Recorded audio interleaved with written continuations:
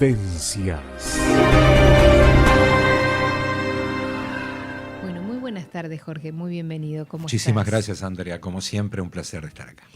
Bueno, yo cuando anunciaba el tema de hoy de los diversos rostros de la depresión, quizás ya en la columna pasada te hayan escuchado y esto tiene que ver porque el programa pasado empezaste a abordar el tema del flagelo del suicidio, que creo que no se agotó, No. y por eso nos vamos a derivar hoy con la depresión, que es uno de los factores que realmente desencadena importante el tema del suicidio, Claro. este flagelo, ¿no? Quizás antes de empezar a hablar de la depresión, quieras redondear algo que te haya quedado sobre el suicidio o retomar el tema del suicidio para aquel que de pronto nos sintoniza hoy por primera vez. Yo creo ¿no? que vale la pena hacer un breve redondeo, ¿no? Claro. Incluso a través de distintos medios, redes sociales y otros canales dentro de los cuales yo me desenvuelvo, me han llegado comentarios para con el programa, para con la columna, y específicamente en torno al tema que abordamos, ¿no? Claro. Tema urticante, toda esa necesidad de quitarlo de la tiniebla y empezar a hablar, y lo bueno que es poder poner en palabras todo lo que ocurre en torno al suicidio. La gente quedó un poco consternada cuando hablamos de que en el mundo se suicidan por año 800.000 personas. Claro. Y que en nuestro país el suicidio cobra más vidas que los accidentes de tránsito o que los homicidios que son consecuencia de actos delictivos, etcétera. Claro. Estamos hablando de un índice de prácticamente 2 personas por día que se quitan la vida. Por lo tanto, estamos ante un problema que debería concitar, ameritaría un abordaje. Quisiera aprovechar para saludar tanto a algunos amigos que nos han escuchado y colegas sobre el tema, a la colega Racia Friedler, Nan Damasco, al director de Mensuario Identidad, a Mauricio Seleñek, León Biller, Rodrigo Barger, que tú conoces, y otros tantos amigos que nos han hecho llegar su beneplácito por el abordaje de estos temas y fundamentalmente la apertura, ¿no?, que se genera en torno a temas tan relevantes de nuestro tiempo. Estamos hablando del suicidio como una instancia que a veces nos plantea la siguiente interrogante, ¿no?, que lo habrás escuchado mil y una vez. Cobardía, valentía, ¿no? A veces uno se pregunta, ¿fue un acto de valentía, el quitarse la vida? Sí. ¿O fue un acto de cobardía? Y bueno, vas a encontrar, es un, digamos, parteaguas. Unos van a decir es cobardía, ¿no? Otros van a decir es valentía, hay que tener mucho coraje, otros van a decir, qué falta de aguante, que esto, que otro. ¿Sabés que yo, si me preguntaras a mí, cosa que no tendría que opinar, creo que es muy fácil opinar sobre los demás cuando no estamos en la piel de los demás. Desde los parámetros que manejamos quienes estamos eventualmente equilibrados. Equilibrados o en una situación emocional diferente. Exacto. Ni una cosa. No, es difícil hablar difícil de una ahí está, te iba a decir, porque no es fácil saber esa persona qué el grado de desesperación. Claro, qué es lo que está viviendo, por qué tomó esa medida, o sea, me parece que no se puede opinar. No, por supuesto. Imagínate un individuo que está padeciendo, no sé, por ejemplo, síndrome de Cotard, ¿no? Esa sensación, esa vivencia nihilista, como de vacío, esa vacuidad, como que está vacío por dentro, ¿no? Y como que se siente totalmente, digamos, a la intemperie respecto del mundo que lo rodea. Ese individuo que ya no encuentra respuestas, que ya ha agotado todos los recursos y que seguramente, desde el punto de vista de su orden mental, desde el punto de vista de su química cerebral, ha padecido y padece un desbalance, sus circunstancias de vida, la falta de un espacio de contención, la falta de todo ese entramado vincular que muchas veces ejerce la función de soporte emocional, precisamente. Hay que estar en una situación en que ya todo conduce hacia una encrucijada y no nos permite visualizar la luz al otro lado del túnel. Entonces es muy fácil ver desde el lugar del equilibrio, analizar, evaluar y convertirnos en jurado, en jueces y en fiscal de los demás. Es muy difícil, por eso yo creo que lo importante en torno al tema del suicidio, Andrea, es apuntar a lo que decíamos en la pasada columna, la prevención. Claro. Toda actitud precautoria debe estar basada en la detección temprana de estas cosas, el poder aprender a leer aquellas circunstancias en que el individuo está dando señales, está efectuando una demanda. Claro. Esa persona que ingresa en este tipo de situaciones, la depresión, que como decíamos, en el 90% de los casos el suicidio es generado por cuadros depresivos en sus distintas expresiones, que ahora vamos a tratar de bosquejar. Antes de que empieces con la depresión, tengo una pregunta que es a propósito del suicidio, que yo te la leía, que nos llegó en el programa pasado y no tuve tiempo de leértela. Un oyente nos ponía, respecto al suicidio, pregunta si cualquier persona puede desequilibrarse y llegar al suicidio o son ciertas personas más propensas. Bueno, acá ingresamos en muy interesante la pregunta del oyente. Trataremos de responder. Cuando nosotros transitamos por un duelo, por una pérdida, generalmente luego de un proceso elaborativo, como que vamos poniendo las cosas en su lugar, luego de aquel impacto inicial, de la tristeza, como que solemos emerger hacia la, digamos, asunción, la asimilación de los cambios. Estamos hablando que una persona, ante un impacto, transcurrido un tiempo, puede un poco reinsertarse en su cotidianeidad. Transita, digamos, de alguna manera las etapas naturales del duelo. Hay personas que no. Hay personas que, como podríamos decir, que perpetúan ese estado de ánimo, esa tristeza, no pueden emerger y por lo tanto estamos hablando del afloramiento de un cuadro depresivo. Por lo tanto, no todas las personas que transitan por un duelo, que sufren una pérdida, tanto, qué sé yo, afectiva, una pérdida material, una decepción, un desencanto, caen en un pozo depresivo. Tiene que ver con la estructura de personalidad. Habíamos hablado de que hay personas con una personalidad más lábil, más frágil, y hay personas más resilientes.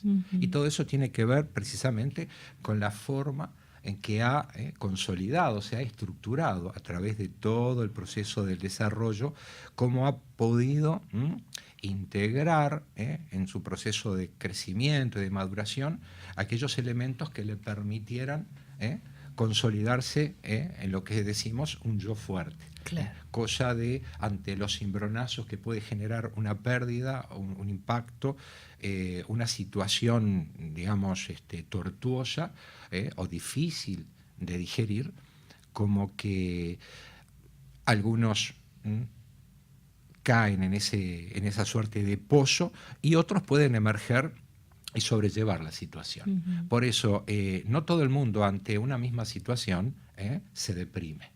Claro. Y más aún, no toda persona que se deprime tiende a ver en el suicidio una solución a sus problemas. Claro. Hoy decíamos que también que el 90% de los casos de suicidio vienen de la mano de un cuadro depresivo. Hay otro 10%. ¿Y de qué viene ese 10%? Puede suceder en cuadros psicóticos, en cuadros, por ejemplo, en la esquizofrenia, en la paranoia, en la parafrenia, en situaciones donde hay delirios mesiánicos, claro, delirios persecutorios, y hay toda, digamos, como una construcción que tiene que ver con ideas que invaden al individuo y que... Pero estamos hablando de solo eso es un 10% frente a un 90%. A un 90%. Tenemos por un lado los cuadros psicóticos, tenemos también las personalidades borderline, ¿no? Que cabalgan entre la neurosis y la psicosis, que en un raptus de impulsividad pueden quitarse la vida. También hay otro grupo que son las personas que padecen TOC, el trastorno obsesivo compulsivo, que sufren mucho, pueden sufrir tanto a tal punto que al no soportar más esa situación insostenible, incurren en conductas suicidas, ¿no? Yo creo que son temas de los cuales poco se habla. Creo que se ocupa más el cine y el teatro a veces. Sí. Me estaba acordando de una película que vi hace poco, española, muy buena. Sí, TOC. Muy bien hecha. Muy bien hecha. Muy bien hecha. También hay otra, Andrea, seguramente recordarás, con Jack Nicholson. Ah, sí. ¿Te acordás? Sí. Que pasea al perrito con todos los rituales. Sí.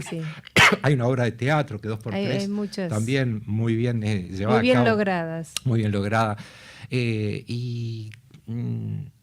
Está bien ilustrar, muy poco se habla de esas cosas. La psicoeducación brilla por su ausencia en el Uruguay, y lo digo con dolor, como uruguayo, como profesional de la salud mental.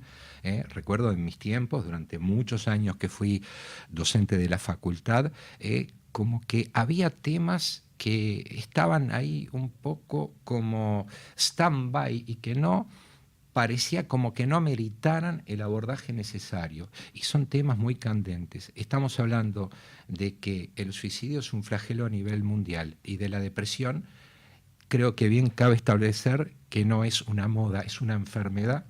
Y como tal hay que tratarla con la seriedad que corresponde, ¿no?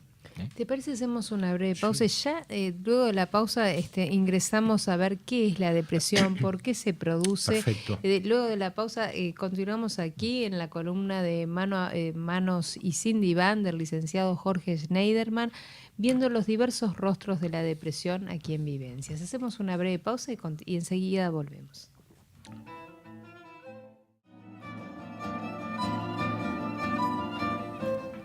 Continuamos y nos fuimos a la pausa, Jorge, y yo te preguntaba, para entrar, ¿qué es la depresión? Es una enfermedad, pero claro. ¿en qué consiste? ¿Quiénes la padecen? ¿Por qué? A ver, empecemos de a poquito. Ahí está, es una enfermedad. Eso creo que hay que puntualizar. Hay veces se piensa, son modas, que esto, que el otro. Es una enfermedad que amerita un abordaje como tal, ¿no? Cuando en su momento, en columnas pasadas, sobrevolábamos el tema y decíamos que hay que tomar en serio, que muchas veces no se entiende que la persona que padece una depresión realmente no es que está un poco fingiendo remilgoso, que está ahí como que medio vagoneta, como que en realidad está sin ganas de hacer nada, displicente. Y todos generalmente incurren en aquello que desde la buena voluntad es muy loable, pero desde lo que es la valoración misma de una patología no lo es. Entonces, dale, levántate, vamos, tenés que salir. ¿Cómo puede ser una persona como vos, que fuiste así? Claro. ¿Cómo es que no asumís? Cuando la persona, Andrea, cae en ese estado de abulia, ¿no? Sí. En ese estado como de desinterés por las cosas, de ¿no? apatía, cuando la persona empieza a sufrir los efectos de la anedonia, o sea, la falta de placer, de disfrute, claro, ante aquellas cosas que tantas veces lo convocaban y le hacían sentir bien. En ese caso, lo que sucede es que ante una situación determinada, ¿no? Creo que antes cabría puntualizar que existen distintas manifestaciones de la depresión. Claro. Por un lado tenemos la depresión endógena y por otro lado la exógena. La exógena, como bien dice el término, tiene que ver precisamente con factores externos que pueden causar, o sea, lo que hablábamos hoy. las pérdidas de distinta índole, situaciones a través de la peripecia vital que impactan. Y bueno, esas cosas pueden generar una situación, un estado de tristeza, Claro. un estado de desazón, un estado como de apatía. Pero llegado un momento, eso se va superando. Claro. Pero en el caso de la endógena, tiene que ver con un desequilibrio que se da a nivel, neurofisiológico, Claro. a nivel físico, a nivel orgánico en general. Porque puede ser que la persona esté pasando esta Sí. depresión que tenga que ver con factores externos, pero a su vez se produzcan en él síntomas o en su organismo, desequilibrios a nivel orgánico, que es lo que Claro, tú estás diciendo, claro. y ahí entonces se Claro, complican las claro. cosas. ¿no? A nivel biológico, a nivel de la bioquímica cerebral, Claro. existen esas sustancias que llamamos neurotransmisores, Ujú. como la serotonina, la dopamina, la acetilcolina, ¿no? La Claro. melatonina, todos esos elementos que no se incorporan a través de los alimentos, sino que son generados por el propio organismo. Cuando hay un impacto, una situación que nos hace cimbrar, nos desestabiliza, esas sustancias, esos neurotransmisores entran a disminuir. Por Claro. lo tanto, ingresamos en un aplacamiento de todas aquellas actitudes propositivas, de los pragmatismos, y bueno, la persona cae en esa especie de pozo. Ahora, ¿qué pasa? Ese mismo estado de no mediar una intervención rápida Claro. del entorno de un profesional, sucede que la propia inactividad genera que los facilitadores, las situaciones, las instancias facilitadoras de la producción de esas sustancias, como son, por ejemplo, el ejercicio, la Claro. actividad, porque ¿qué pasa? El ejercicio físico, la actividad, genera la producción, por ejemplo, de endorfinas, Claro. que son esas sustancias producidas, como decíamos en algún momento, es el antidepresivo por excelencia producido por el propio organismo. Entonces, ¿qué pasa? Al caer la persona en ese letargo, en esa abulia, en esa fatiga, Sí. la persona se retrae. La falta de ejercicio, la falta de actividad, de estímulos, de reforzadores positivos, Claro. como puede ser salir, disfrutar de un espectáculo, de los amigos, una charla, una tertulia, un café. Eso retroalimenta el Es círculo como, vicioso. claro, un círculo. Y a eso habría que sumarle que de pronto tiene problemas de hipersomnia o de insomnio, Claro, porque pueden ser las dos cosas, exactamente, ¿no? irrumpen trastornos en la alimentación, trastornos en el sueño. Parece como antinómico, pero por ejemplo, una persona puede tener o un apetito desmesurado o totalmente estar Sin apetito. o quedar totalmente aislado y sin alimento y no sentir la necesidad de comer. Claro. O también puede tener hipersomnia, o sea, puede dormir, Y dormir, o puede tener insomnio. o trastornos de la conciliación y mantenimiento del sueño. Claro. ¿Qué pasa? Cuando estamos deprimidos, la serotonina, que es el neurotransmisor por excelencia, vinculado a los núcleos del placer, a la noche se convierte en melatonina. ¿Qué pasa? Al tener bajos esos indicadores, dormimos mal. Viste que hay personas que tienen trastornos del sueño y dicen, bueno, acá hay un problema con la melatonina. Claro. Entonces, ¿qué pasa? La persona, ese círculo vicioso, entra a retroalimentarse por déficit alimentarios, trastornos del sueño, la falta de descanso, la falta de contacto con los otros. Y sí, ese aislamiento que se va provocando la misma persona. La desactivación de todos los núcleos de interés, la persona entra a ser ganada por el desánimo, y bueno, todos esos factores van deviniendo en un cuadro que, reitero, enfatizo y refuerzo, de no mediar una intervención del entorno, eso puede después de acuerdo al terreno por sobre el cual transita el paciente, puede devenir en una depresión mayor. Es importante, por si alguien nos está escuchando y de pronto tiene un familiar en esta situación, ¿qué es lo inmediato que tiene que hacer?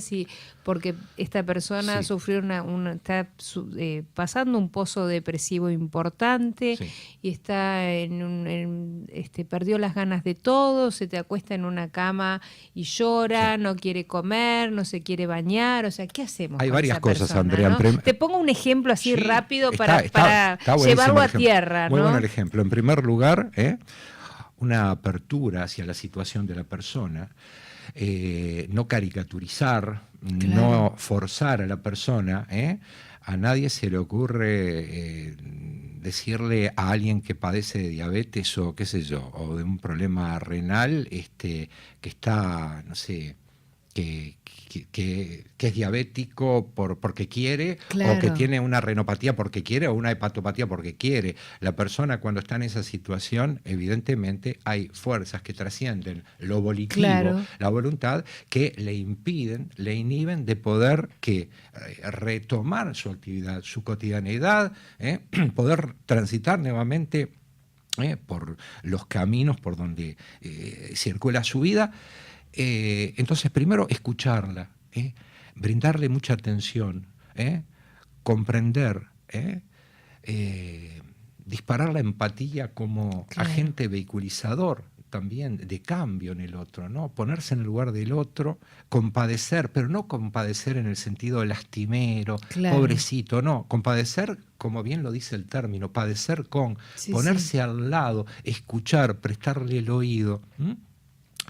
Y por sobre todas las cosas, brindarle el afecto y acompañarlo en ese proceso. Pero claro, no siempre alcanza. Entonces debemos apelar, depende de la gravedad del caso, a una consulta profesional. Hay situaciones donde no alcanza ir al psicólogo. No, hay que ir al psiquiatra, quizás. Hay que ir al psiquiatra porque para poder compensar al paciente, quizás encauzarlo. Capaz que llegue simultáneamente la atienda a un psiquiatra y un psicólogo. Estaría buenísimo. Y hay veces que hay cuadros depresivos, en el caso de depresiones reactivas, que son exógenas. Una psicoterapia puede ayudar, ser un apoyo conveniente para poder transitar por esa situación. Pero bueno, el apoyo, hay tres patas de sustentación para lo que es el tratamiento.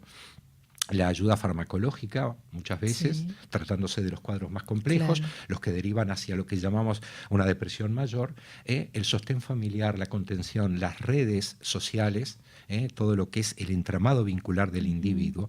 Y claro está, o sea, también lo que ponga cada uno en la medida de lo posible para poder salir de esa situación. O sea, el abordaje farmacológico, psicoterapéutico, la contención familiar y aparte, digamos, como agente catalizador, en la medida de lo posible, la disposición, reitero, en la medida de lo posible, hay situaciones en que el individuo carece de toda iniciativa, ¿no? Bueno, pero en un caso así que carezca de toda iniciativa, está en esos familiares hacer la consulta con el médico y llevar a ese paciente para que tomar las riendas del caso, digamos. ¿No? Exactamente. Y de última, el paciente cuando está deprimido no tiene resistencias, como pasa, por ejemplo, con cuadros psicóticos, donde hay un rechazo, hay, digamos, una reticencia, incluso puede reaccionar violentamente. Generalmente el paciente depresivo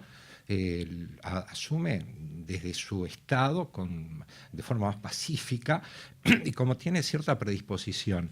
Y creo que lo mejor o lo más importante en ese momento es, si la persona no entra en razón, porque está muy avanzado el proceso, es llevarlo de todas formas y tratar de ponerlo de cara a lo que es un tratamiento, un procedimiento, una intervención. Y la buena noticia es que hoy por hoy existen las herramientas, tanto desde el arsenal farmacológico como desde el arsenal psicoterapéutico, como para poder revertir en su gran mayoría los casos. Lo que hay que evitar es que la sangre llegue al río, ¿no? Claro, claro. Vamos a hacer una breve pausa y vamos a ver cómo evitar entonces que estas depresiones se conviertan en un paso a ese paso final que en realidad no deberíamos estar atentos para que no sucediera, ¿no? Exactamente. Hacemos una breve pausa y continuamos aquí en Vivencias, en Mano a Mano y Sin Diván, con el licenciado Jorge Schneiderman, hablando de los distintos rostros de la depresión. Continuamos, Jorge. Tenemos acá un mensaje de un oyente que nos dice, yo te lo leí, pero ahora se me fue. A ver, vamos a ver, buscamos de vuelta porque se borró. Yo te lo leí y no lo estoy... Acá, Julio me dice, tengo una amiga bailarina de tango internada en el Vilar de Bo, María, que tiene 34 años, tercer año de psicología y tercera vez que insiste con la autoeliminación. Dice Julio. A ver, ¿qué podemos contestarle a Julio? Complicado lo que plantea. Claro, eso demuestra que cuando hablamos del suicidio, bueno, y cuando hablamos de la depresión, no existe un grupo, una faja etaria, un estrato social o un nivel cultural que, digamos, tenga la prerrogativa en cuanto a ser terreno predisponente para este tipo de patología, de situación, ¿no? Estamos hablando acá, lo que plantea Julio, el oyente, de una persona ilustrada, artista, seguramente con un nivel intelectual elevado, pero que estudiante de psicología. También, porque yo digo, si no leí mal, sí, estudiante de psicología. Estudiante de psicología en tercer año. Sí, bueno, estudiar psicología no inmuniza. No, para nada. Pero no, que digo, capaz que pudiera. Claro, no, por supuesto. A veces es al revés. Al revés. Hay mucha gente que llega, como lo habías dicho. Eso, ¿te acordás cuando sí, hablamos? Lo hablamos en otra columna. En otra tuya. columna, que no necesariamente. A veces la persona desemboca en la Facultad de Psicología buscando dar respuesta a determinados conflictos. A una terapia, en realidad. O como terapia, ¿te acordás? Claro, sí, o como un espacio para poder de repente encontrarse a sí mismos. Pero el caso de esta joven 3 veces. Claro, esto tiene que ver, ahí está. ¿Qué pasa con los diques de contención? ¿Qué pasa luego de que un individuo tiene un intento de autoeliminación? Si la persona recidiva, ¿no? Vuelve a caer en ese pozo depresivo, un nuevo intento. Muchas veces se toma para la chacota, a veces se entiende que, bueno, en realidad quiso llamar la atención, tuvo de repente un mal momento y no se repara en que cuando una persona, ese error que dicen, el que se quiere matar se mate, chao. No, hay veces que la persona... hay veces que los dispositivos que utiliza fallan o la persona en su momento reacciona, ¿no? Pero evidentemente hay un sustrato, ¿no?, que está permanentemente generando situaciones, desequilibrios que marcan una proclividad manifiesta a caer nuevamente en esa actitud. Entonces, evidentemente, fallan ciertos dispositivos. Cuando los dispositivos de contención, cuando el tratamiento es adecuado, se toma bien en serio. Y una persona bien medicada, una persona realizando un seguimiento adecuado, un buen proceso terapéutico, esa persona puede de a poco ir evolucionando. Lo que pasa que, lamentablemente, este tipo de patologías, cuando viene de la mano de la pobreza o de los problemas económicos, hace que la persona por ahí quede por fuera de este tipo de tratamiento. Y aparte, Andrea, algo que creo que bien vale la pena puntualizar, estamos muy en el debe a nivel asistencial en cuanto al tiempo a dispensar por las urgencias del sistema mutual, a veces por la falta de recursos en digamos, en el sistema Claro, público. pero yo pensaba, la solución es internar luego de un intento de suicidio en un hospital psiquiátrico a una persona. No necesariamente, no necesariamente. A veces hay tratamientos ambulatorios que por ahí pueden tener un efecto más positivo. Claro, porque Claro. es lo que yo te decía fuera de micrófono, ¿no? Me parece que, no sé, capaz que estoy equivocada en esto, que a veces si te ingresás a un hospital psiquiátrico, capaz que con la mejor buena intención, pero no sé si es el lugar más adecuado para poder salir de determinados problemas. Totalmente de acuerdo con tu planteo. No debe haber lugar más depresógeno que una institución psiquiátrica, y más cuando hablamos de instituciones que están en un estado deplorable o decadente. Que nadie de nosotros quisiéramos llegar a tener una cosa, que estar Andrea, allí, ¿no? Vos o yo o cualquiera es invitado a pasar una temporadita en el Vilar de Bo. Sí, sí, sí. Digamos, a transitar su cotidianidad ahí. ¿Vos te imaginás lo que puede significar eso para una persona? No deprimidos te terminas deprimiendo. Claro, te empezás a deprimir, incluso te digo más, muchos funcionarios que quizás no cuentan con, digamos, los cuidados necesarios por parte de las autoridades, después de muchos años, hasta empiezan a incorporar estereotipias de los pacientes psiquiátricos. Claro. O a tomar, digamos, actitudes, y vos decís, qué imponente, ¿no? O sea, por eso estamos o el hablando famoso burnout, de una persona que está sumamente deprimida, que llegó a 3 intentos de autoeliminación, la internás en un psiquiátrico donde la posibilidad de deprimirse es mucho mayor todavía. Obviamente, incrementa las posibilidades. Habrá que verlo, no desconocemos el caso y no sabemos, estamos hablando hipotéticamente porque no, claro, no sabemos Estamos bien. hablando de que una persona que, si lamentablemente no dispone de los recursos para tener una asistencia adecuada, poder tener la medicación que corresponde, el tratamiento terapéutico y la contención familiar, y culmina en una institución psiquiátrica pública, no solo que es sumamente depresógeno, sino que se le cierran, digamos, frente a sí, todos los horizontes de cambio, todas las posibilidades, porque lamentablemente, y ojo, pese a la buena voluntad generalmente de los funcionarios, del personal médico, que no está puesta en tela de juicio. Para nada, incluso iniciativas, qué sé yo, por ejemplo en el Vilar de Bo hay iniciativas de laborterapia maravillosas, yo recuerdo. Y hay gente muy comprometida y trabajando, poniendo todo, ¿no? Incluso hay una estación de radio, Vilar de Bo,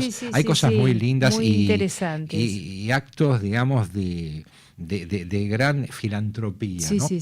Pero la institución en sí, el marco físico, no le permite al individuo visualizarse más allá de los acotados márgenes de esas paredes. De esas tristes paredes. Tristes paredes. Porque en realidad, pongamos, más allá de este contexto, es un contexto donde hay pacientes que están muy enfermos, muy deprimidos. Yo creo que todo eso ayuda a que la persona se sienta cada vez peor, ¿no? Claro, porque eso es lo que te rodea en realidad. Por supuesto, ¿no? aparte como que la falta de recursos o la falta de organización hace que de repente un paciente que ingresa por ahí por un cuadro, por una distimia, ¿no? Que es ese estado leve de depresión, pero que se perpetúa un poco en el tiempo, y entra a convivir con personas que padecen, qué sé yo, una parafrenia o un delirio persecutorio, ¿no? O una esquizofrenia paranoide. Y entra a verse acorralado, como en aquella película Atrapado sin salida. Tal ¿no? cual. Es una lástima, es una lástima. Yo abogo siempre en la medida, en los ámbitos en que puedo manifestarlo, que urge instalar los centros de medio camino, esas instancias, esos centros de día, donde la persona tenga la contención profesional, afectiva, y se sienta no tan separado de lo que es la sociedad. Hay grandes casas que pueden ser incluso, vamos a decir, mantenidas en su estructura por personas que por ahí conservan algunas habilidades, que pueden dedicarse a las tareas, que pueden sentirse útiles, aplicadas a la conservación del lugar donde viven, poder recibir a sus familias, sentirse no desarraigados de lo que es una cotidianeidad compartida, ¿no? No hay cosa más psicotizante, más, digamos, alienante, que apartar a un individuo de su cotidianeidad, ¿no? Es como una especie de destierro, del cual el individuo después, cuanto más tiempo se mantiene ese distanciamiento de su cotidianeidad, el individuo menos posibilidades tiene de reinsertarse, claro. Andrea.